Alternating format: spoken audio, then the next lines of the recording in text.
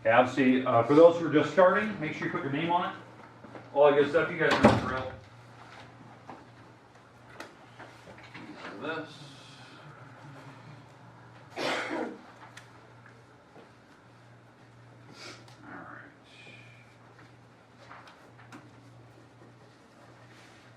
Okay.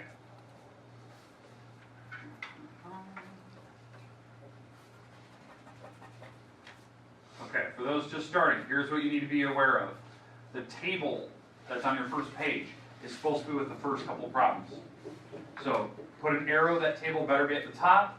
The graph that's at the bottom, I guess on your paper, the graph that's at the top should be on the bottom problem. So table and graph should switch on the first page.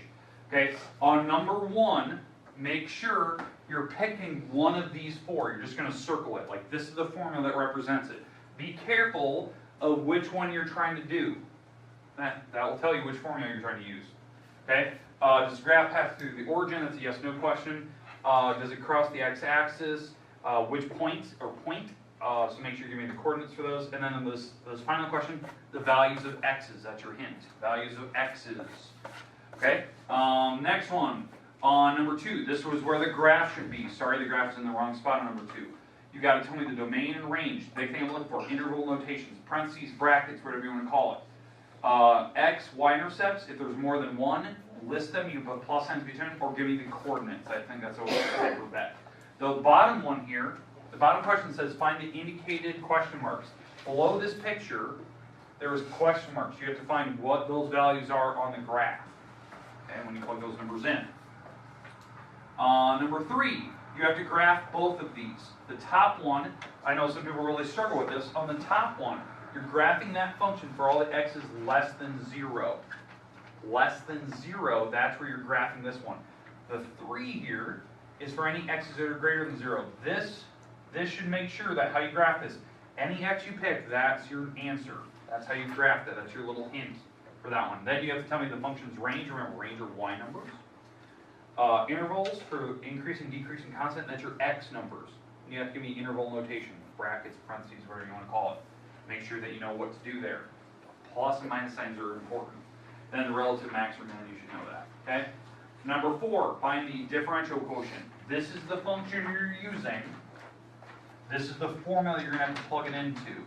So hopefully you know how to do that and you can simplify it all the way down. Okay? Number 5. You are going to write the equation in point slope form and slope intercept. And yes, the forms are on the board. If you can't see them, scoot close to the board and put yourself in the spot where you can see them. And yes, you're welcome, I labeled them. Okay? Moving on, number 6. There's a lot of points on number 6. We talked about this practice test day. That you had to graph both the original function and the one that, I guess on yours you're doing parallel.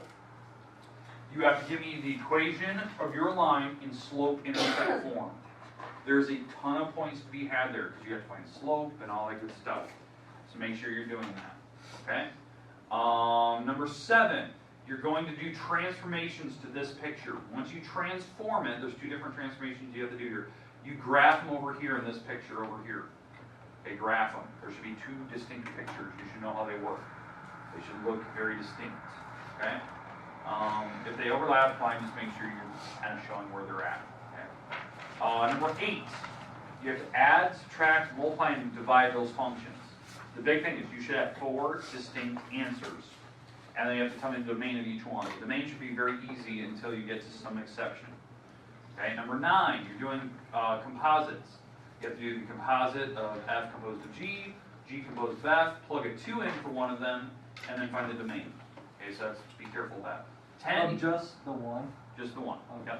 On number 10, you have to find the inverse. If you want to check it, you can.